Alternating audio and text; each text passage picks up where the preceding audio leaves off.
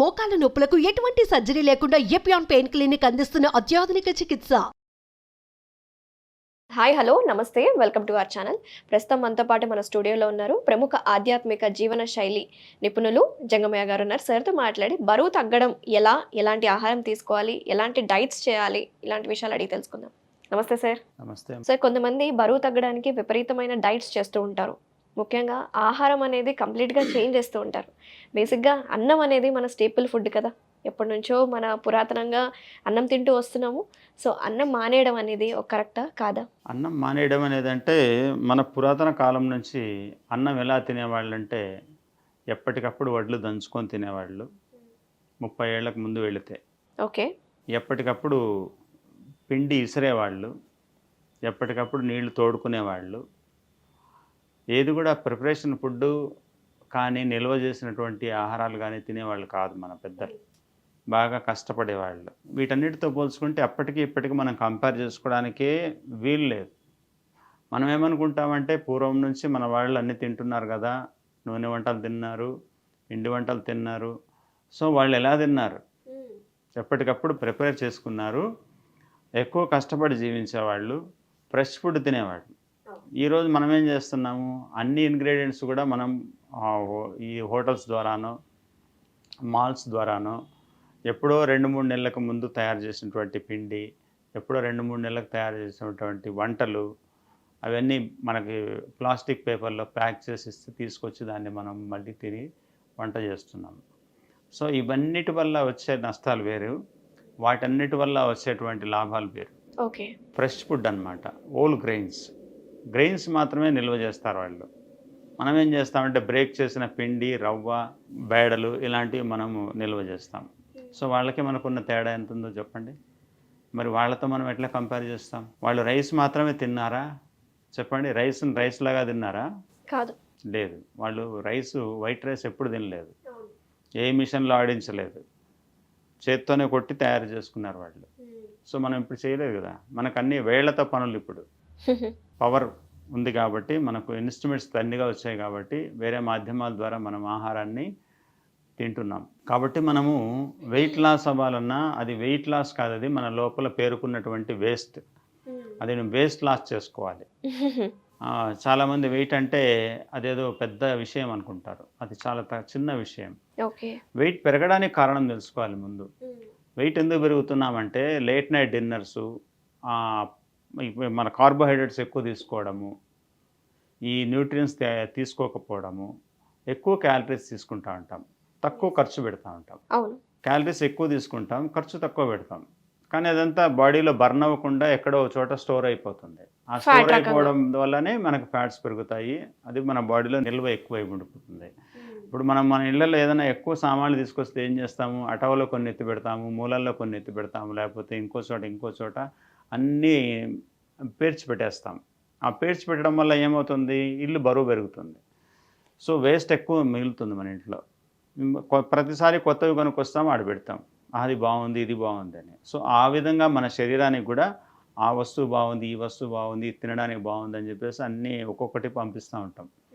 ఎవరి 50 మినిట్స్ ఒకసారి కూడా పంపేవాళ్ళు ఉన్నారు లోపలికి ఆహారాన్ని.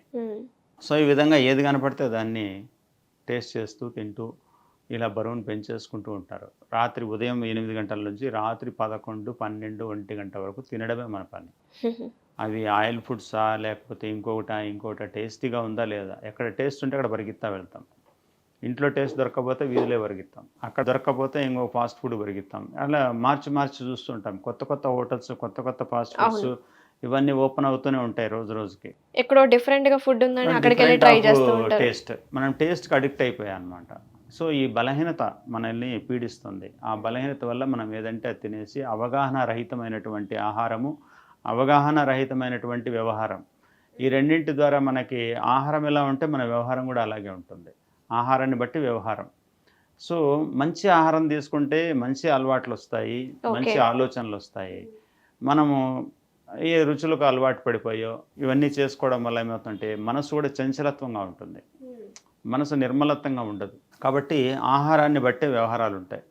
సో ఈ విధంగా మానవుడి యొక్క జీవన శైలి మార్చుకుంటే అతను బరువు పెరగడు, వేరే సమస్యలు రావు, రోగాలు రావు, బరువు పెరిగితే ఎన్నో సమస్యలు వస్తాయి. అవును. హార్ట్ కంప్లైంట్స్ వస్తున్నాయి, బీపీ వస్తుంది, అదేవిధంగా మనకు హార్ట్ వాల్వ్స్ మార్చాల్సి వస్తుంది కొద్ది రోజుల తర్వాత, ట్రైగ్లిసరైడ్స్ పెరుగుతాయి, ఎన్నో కారణాలు ఉంటాయి. కాబట్టి మనము ఈ రిఫైన్డ్ ఆయిల్స్కి దూరంగా ఉండాలంటే కనీసం రోజులో 1-2 సార్లు అయినా మనం రా ఫుడ్ తినడం నేర్చుకోవాలి.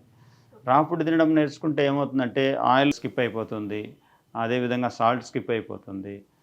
సో ఇలాంటి కుక్కుడు మనం వంటల్లో వండేటువంటి ఇంగ్రీడియంట్స్, అనదర్ ఇంగ్రీడియంట్స్ అంటే మెడిసిన్స్ ఉంటాయి అందులో. మెడిసిన్స్ అంటే ఏంటి, ఆయుర్వేదంలో దాంట్లో జీలకర్ర అనొచ్చు, మీరు ఆవాలు అనొచ్చు, లేదంటే ఇంకా గసగసాలు ఇలాంటివి ఏవేవో వేస్తూ ఉంటారు, మిరియాలు, ఇవన్నీ అవసరం లేకుండా పోతాయి.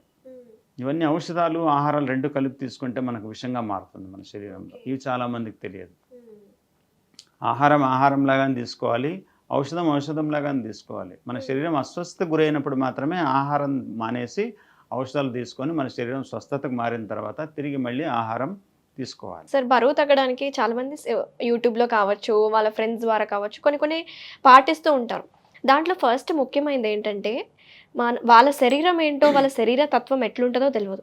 కానీ కొంతమంది ఉదయాన్నే హాట్ వాటర్ తాగుతూ ఉంటారు. అది తాగడం వల్ల బరువు తగ్గుతారా? తప్పకుండా తగ్గుతారమ్మా. ఇప్పుడు ప్రతిరోజు మనము లేచిన వెంటనే కాఫీలు తాగుతాము, బెడ్ కాఫీ లాంటివి తాగుతాము, కానీ అది కూడా వేడి పదార్థమే.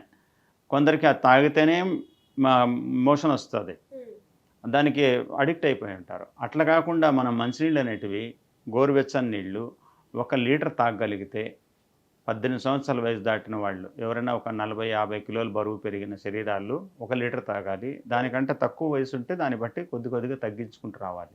మన బాడీకి 70% నీటి అవసరం ఉంది. 70% నీటి అవసరంలో 35% నీటిని ఉదయము ఖాళీ కడుపుతోనే ఇవ్వాలి 2 సార్లుగా. సో 2 లీటర్ల మనకు ఉదయం అవసరం అవుతుంది. ఖచ్చితంగా 2 లీటర్ల నీళ్లు 1 గంట గ్యాప్తో మనం ఇస్తే మంచిది. అప్పుడు మనకు ఫ్రీగా మోషన్ వస్తుంది. ఇన్నర్ వాష్, ఇప్పుడు మనము ఇల్లు కడుక్కోవాలంటే లోపల కడుగుతాం, ఒళ్ళు కడుక్కోవాలంటే బయట కడుగుతాం. బయట కడుగుతున్నాం ఒళ్ళు, కానీ ఇల్లు మాత్రం లోపల కడుగుతున్నాం. మన ఒళ్ళు లోపల కడగడం నేర్చుకోవాలి. ఒళ్ళు కడగాలంటే ఉదయం గోరువెచ్చని నీళ్లు మనము దాదాపుగా 1 లీటర్ నీళ్ళు ఇస్తే హ్యాపీగా మనకు ఫ్రీగా మోషన్ అవుతుంది. కానీ వాటర్ మాత్రమే ఇవ్వాలి. పొద్దున లేచిన వెంటనే చాలా మంది హనీ లెమన్ వాటర్ తీసుకుంటారు. సో ఇది కరెక్ట్ కాదు. ఇంకోటి జీరా వాటర్ కూడా తీసుకుంటారు. జీరా వాటర్ కూడా తీసుకుంటారు, కొంతమంది వామ్ నీళ్ళు తీసుకుంటారు, టైప్ ఆఫ్ కొంతమంది సోంపు నీళ్ళు తీసుకుంటారు. ఎందుకంటే డైజెస్టివ్ సిస్టమ్ బాగా జరగాలని, తొందరగా ఆకలి అవ్వాలని. అది తాగితే ఆకలి అవుతుంది. చూడండి, ఇక్కడ మనకు మోషన్ రాకపోయినా పర్వాలేదు కానీ ఆకలి పుట్టించుకోవాలి. ఆకలి ఎందుకు పుట్టించుకోవాలి? ఇక్కడ అన్లోడ్ కాలేదు కాబట్టి ఇక్కడ ఆకలి లేదు. చూసారా, మనము లోడ్ చేయాలనే ప్రయత్నం చేస్తున్నాం కానీ అన్లోడ్ గురించి మనం ఆలోచించట్లేదు. మన శరీరం శుద్ధి అయిందే లేదా వద్దు. ఆ శుద్ధి కాకుండా తినడం వల్లనే మనకు బరువు పెరిగే అవకాశం ఉంది. కాబట్టి శుద్ధి చేసుకోవాలంటే ఫస్ట్ నీళ్ళు ఇవ్వాలి, అంతేగాని మీరు ఆకలి పుట్టించుకుంటే తప్పు అవుతుంది. కాబట్టి మొట్టమొదటి ఇవ్వాల్సింది మనం మంచినీళ్ళు. మీరు హనీ లెమన్ వాటర్ కానీ, ఈ సోంపు నీళ్ళు కానీ, ఇలాంటి జీలకర్ర నీళ్ళు కానీ ఇవి ఇవ్వకూడదు. వీటి వల్ల ఆకలి పుడుతుంది. సో ఆకలి పుట్టించుకోకుండా ముందు ఖాళీ చేయడం నేర్చుకోవాలి. మరి అయితే బరువు తగ్గాలంటే సింపుల్ గా కొంచెం బెస్ట్ రెమెడీస్ ఏమైనా ఉన్నాయా సార్? బెస్ట్ రెమెడీస్ అదేనమ్మా. మీరు ముందు నీళ్లు తాగేసి ఒకసారి 2 సార్లు మోషన్ అయిన తర్వాత అప్పుడు మీరు హనీ లెమన్ వాటర్ కానీ, అప్పుడు మీరు ఇంకా ఏదైనా జీరా వాటర్ కానీ ఇలాంటివి మీరు యూజ్ చేసుకోవచ్చు. అది అవసరమైతేనే యూజ్ చేయాలి కానీ అనవసరంగా యూజ్ చేయాల్సిన అవసరం లేదు. దానివల్ల బెనిఫిట్ ఎంత అనేది తర్వాత విషయం. మనం నార్మల్గా మామూలుగా 2 సార్లు మోషన్ వచ్చేసిందంటే మనకి మళ్ళీ ఆకలి పుట్టించుకోవాల్సిన అవసరం ఉంటుంది. కాబట్టి ఆ విధంగా మనం బ్రేక్ఫాస్ట్ కింద కానీ ఈ కుక్కుడు ఫుడ్ స్కిప్ చేయాలి. బ్రేక్ఫాస్ట్లో కానీ డిన్నర్లో కానీ ఈ 2 టైంలో మనం కుక్కుడు ఫుడ్ స్కిప్ చేసేసి మధ్యాహ్నం లంచ్లో మాత్రమే కుక్కుడు ఫుడ్ తీసుకుంటే మనం ఎప్పటికి కూడా బరువు పెరగము, ఎలాంటి ఇబ్బందులు సమస్యలు రావు. కాబట్టి కాన్స్టిపేషన్ ఉండదు, పైల్స్ సమస్య రాదు. ఇలాంటివి ఎన్నో నుంచి కూడా మనము అవాయిడ్ చేసుకునేటువంటి అవకాశం ఉంది.